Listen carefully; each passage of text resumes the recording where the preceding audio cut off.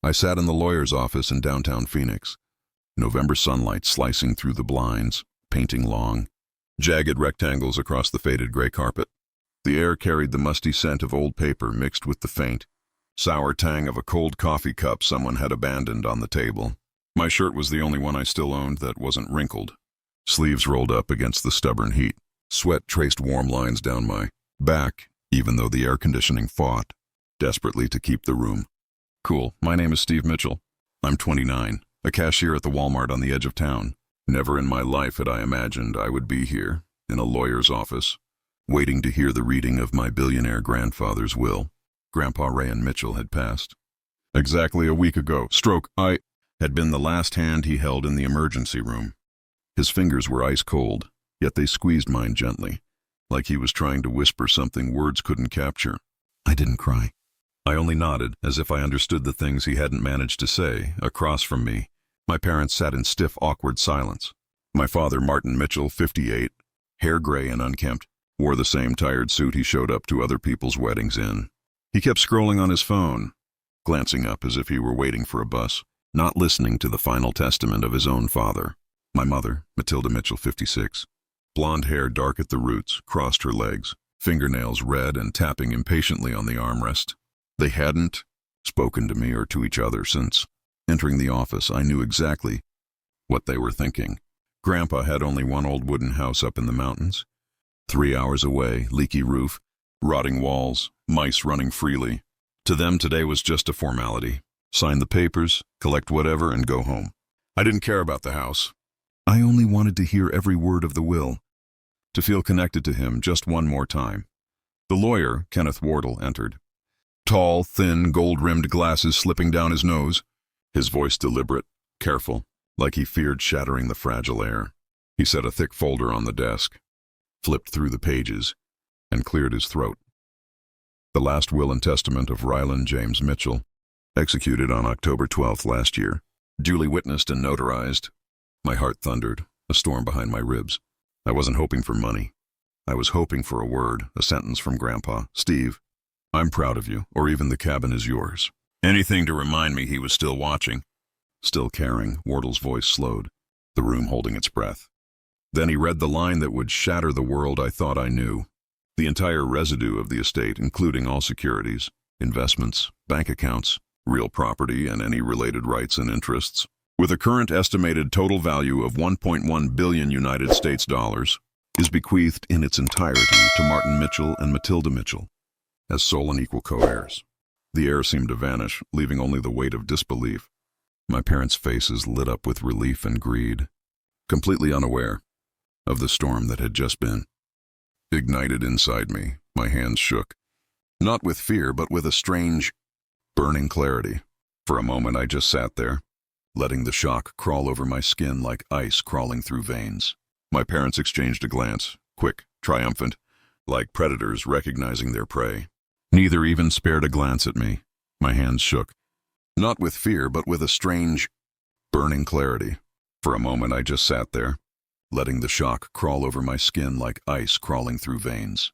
My parents exchanged a glance, quick, triumphant, like predators recognizing their prey.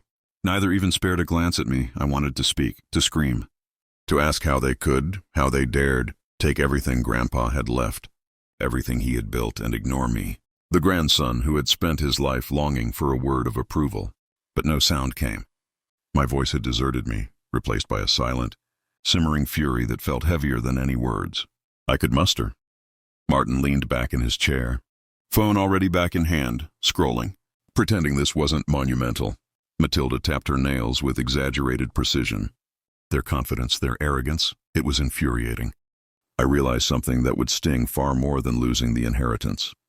They didn't even see me as someone to mourn Grandpa with, let alone share his legacy. Mr. Mitchell, Wardle continued, voice steady, slicing the tension like a scalpel. These documents are final. The estate will be processed according to the terms outlined. I forced my body to move, to do something, anything, even as my mind raced. I stood, chair scraping sharply against the floor, echoing through the office. Is that it? My voice was low, but it carried something like steel beneath the shock. There's nothing. For me? Nothing at all? Wardle shook his head gently, pen poised to finalize the papers. I'm afraid not. According to the will. I cut him off, shaking my head as the words sank in. This wasn't just disappointment. This was betrayal. The kind that roars through your chest, refusing to leave. My parents didn't even bother to answer, their silence deafening. I could feel it in their smug expressions. They expected tears, perhaps even a weak protest, but not the sharp, quiet resolve building inside me. I left the office without another word, the November sunlight hitting my face, with the same piercing clarity as the moment I realized everything had changed. Their car was waiting outside, shiny and expensive, and I didn't bother to look back. I walked the streets of Phoenix, feeling the city's noise, the crowds, the cars, but all of it seemed distant, like I was in some separate world where only I could feel the cold reality of the betrayal. Wasn't sure what I would do next, but one thing was certain.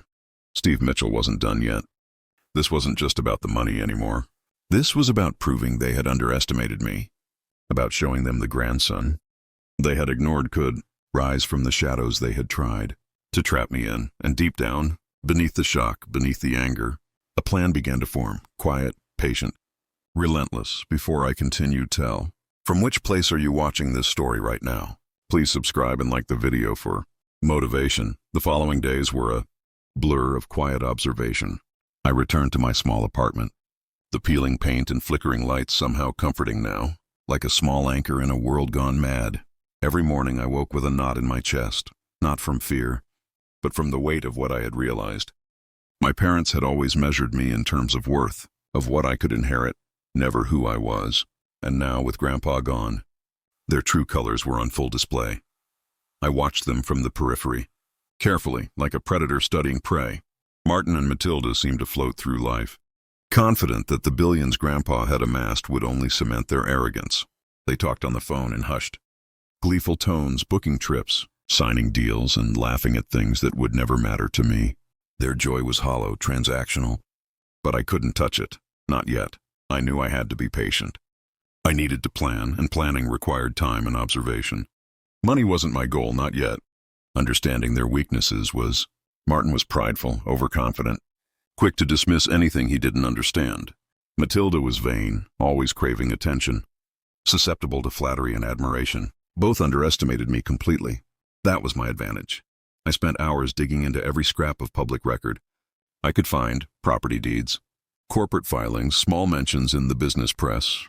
I traced investments, cross-referenced accounts, learned who advised them, who they trusted, and who they ignored. Each detail was a thread, and slowly, I began to see a web I could navigate. But more than that, I began to rebuild myself. I took my small Walmart paycheck and invested what little I could. I read voraciously, law, business, psychology. If I wanted to challenge them, I couldn't do it on impulse. I had to be meticulous, clever, and relentless. Every day I practiced patience, because I knew impulsive moves were their style, not mine. Then came the first opportunity. I noticed a pattern. Matilda loved to flaunt her lifestyle, showing off to friends and distant relatives. She also had a habit of bragging about investments, without fully understanding them. It was the perfect opening. Quietly, I began planting seeds, small hints, innocuous questions, casual comments that would later grow into doubts, missteps, and vulnerabilities. At the same time, Martin began leaving his office unattended for hours, confident that no one would dare touch the accounts he oversaw. That was my second opening. I traced minor errors in his filings, flagged subtle discrepancies in public records.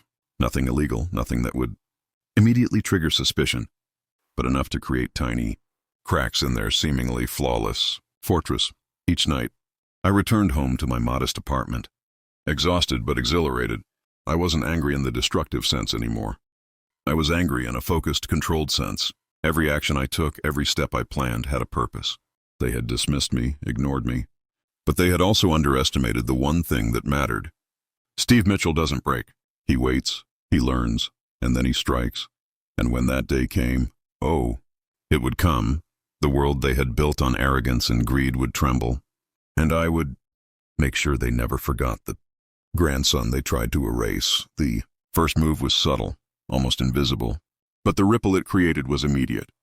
I began by attending a charity gala where Matilda was scheduled to speak. Dressed modestly, blending into the crowd, I watched her float through the room like a queen in her court, laughing at jokes she didn't really understand, basking in attention that only fueled her vanity. I made my presence almost accidental, standing at the edges, nodding politely when someone acknowledged me, letting the perception of irrelevance settle firmly into her mind. Then I waited. Timing, I had learned, was everything. Within weeks, I started reaching out to a few of her closest social contacts under the guise of casual interest in community projects, planting small seeds of doubt, casually dropping hints about opportunities that required attention. To details she clearly lacked. She listened politely, never suspecting that the quiet man she had always overlooked was starting to infiltrate her carefully curated network. Meanwhile, Martin's hubris continued to be his weakness. He bragged endlessly about financial gains at public meetings, leaving documentation and digital trails that only someone paying attention could notice. I began quietly analyzing them, looking for inconsistencies, patterns, anything that could be leveraged. Small mistakes, unnoticed by everyone but me, began to accumulate into a picture of vulnerability. At home, my apartment became a war room. Whiteboards with charts, sticky notes with names, timelines, and subtle links between people. I worked late into the night, fueled by a mix of focus and cold anticipation. The anger I had carried in part 2 had evolved into sharp, precise determination. My parents' ignorance, their arrogance was my weapon, and I had begun forging it into something I could wield. One evening, a minor victory arrived almost by chance. Matilda had invested in a luxury property in Sedona, one of those high-end developments with flashy marketing but sloppy management.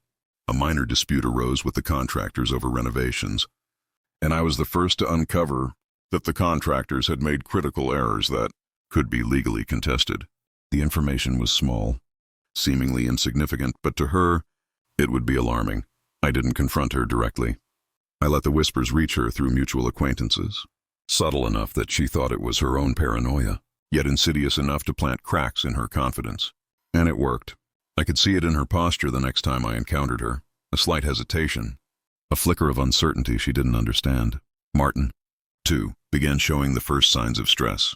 His careless mistakes had created minor financial ripples, and though he remained oblivious, I could see the pattern forming. Every arrogance-fueled decision was a thread, and I was quietly weaving them into a net that would eventually trap him. By now, the world had begun to shift subtly around my parents, though they remained unaware.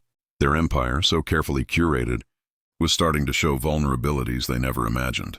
And I, the grandson they dismissed, the son they ignored, was at the center of it all, quiet, patient, unstoppable. I had transformed my anger into strategy, my betrayal into focus, and I knew one thing with absolute certainty. When the final pieces fell into place, when the game reached its climax, they wouldn't know what hit them. Weeks passed, and the cracks I had been quietly nurturing began to widen. Matilda's Sedona property dispute escalated just enough to make her anxious.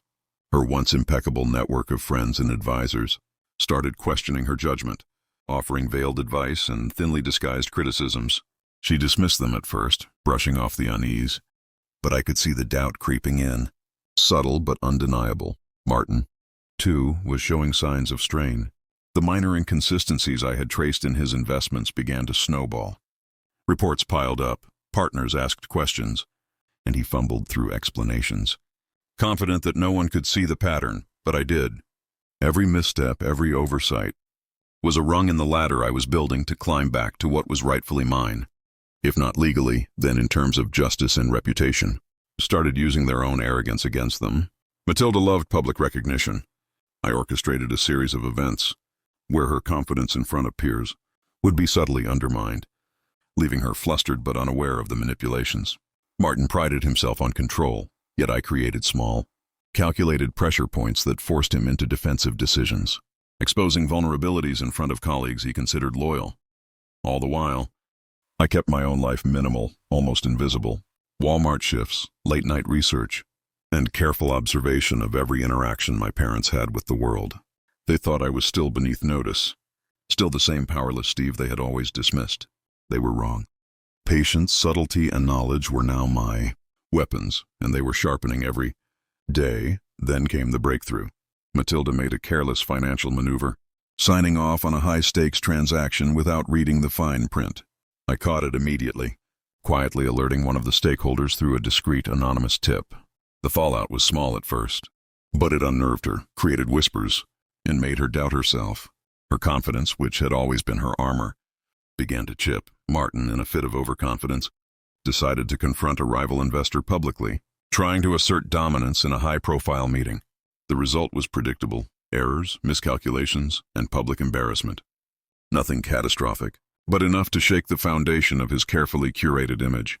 And all the while I stayed in the shadows, my presence invisible, my influence invisible, but growing stronger with every misstep they made. For the first time in years, I felt power. Not the kind that comes from money or inheritance or social status. Real power, the kind that comes from knowledge, patience, and a clarity of purpose. And I knew the next steps would require even more cunning, more precision. The net was closing, and soon, very soon, the world they had built on arrogance and greed would collapse under the weight of their own mistakes. Steve Mitchell wasn't just planning revenge anymore.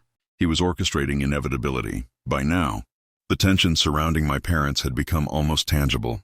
Matilda's confidence was fraying. Martin's pride was faltering.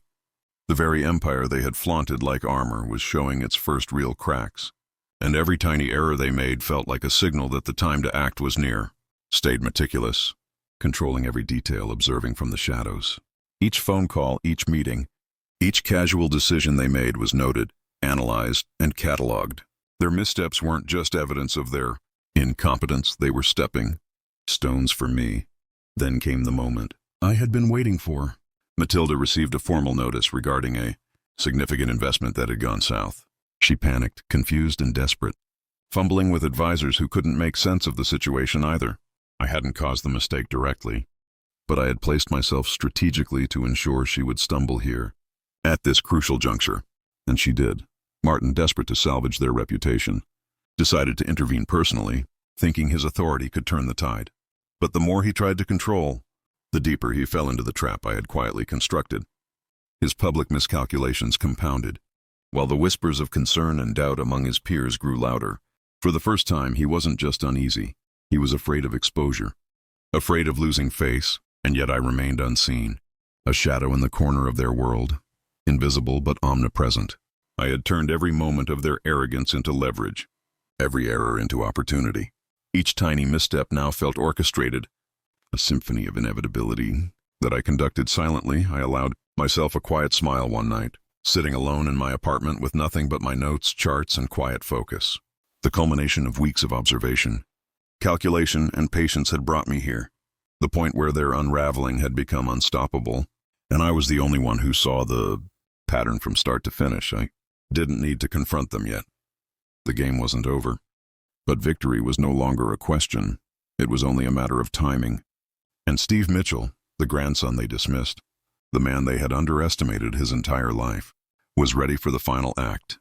The day it all came to a head, I walked into their mansion, not as the powerless grandson, not as the ignored Steve, but as the invisible force that had quietly dismantled their empire from the shadows. Matilda was pacing the marble foyer, her expensive heels clicking anxiously against the floor.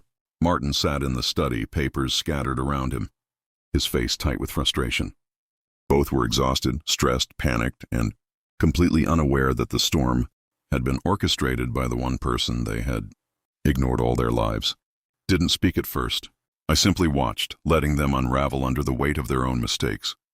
Every error I had catalogued, every seed of doubt I had planted, had bloomed perfectly. Their network of advisors was in disarray, investments hung in limbo, and whispers of scandal spread quietly among their circles. The house, the fortune, the empire they had treated as invincible. It was all trembling. Then I stepped forward. "Mom, Dad," I said softly, deliberately calm. The sound of my voice froze them. It wasn't the voice of the boy they dismissed. It was the voice of someone who had been invisible, underestimated, and now held all the leverage. They turned toward me, panic and confusion mixing in their eyes. "Steve, what are you doing here?" Matilda asked, voice shaky, unsteady. "I'm here to remind you," I said, "that everything you built on arrogance and greed is only as strong as the people you underestimate. You overlooked me, dismissed me, and thought I was powerless. But I've been watching, I've been learning, and now I paused, letting the weight of the moment settle. I hold the cards. Martin's face paled as he realized exactly what I meant. The minor missteps I had tracked, the vulnerabilities I had quietly exposed, they were all under my control now. The banks, the contractors, the social networks, they all came to me first. I could have destroyed them completely, and yet I didn't. Instead, I made a single calculated choice. I gave them one chance to make things right. I offered them the opportunity to mend what they had broken, to acknowledge the grandson they had ignored, and to respect the family legacy properly. Their hesitation, their discomfort, spoke volumes. They had expected destruction, humiliation, but what they got was clarity. The mirror of their own actions reflected back at them. For the first time, they saw me, not the boy they dismissed, not the powerless Steve, but a man shaped by patience, intelligence, and unwavering determination. And in that moment I realized I didn't need billions to claim victory. The real inheritance was this: respect earned, not given, power gained, not inherited, and the knowledge that I had survived and thrived while they stumbled. Blindly, I left the mansion that evening, the Phoenix sunset painting the city in gold and crimson, feeling lighter than I had in years. Their empire was intact, but they would never forget the lesson. And I, Steve Mitchell, had finally stepped out of the shadows.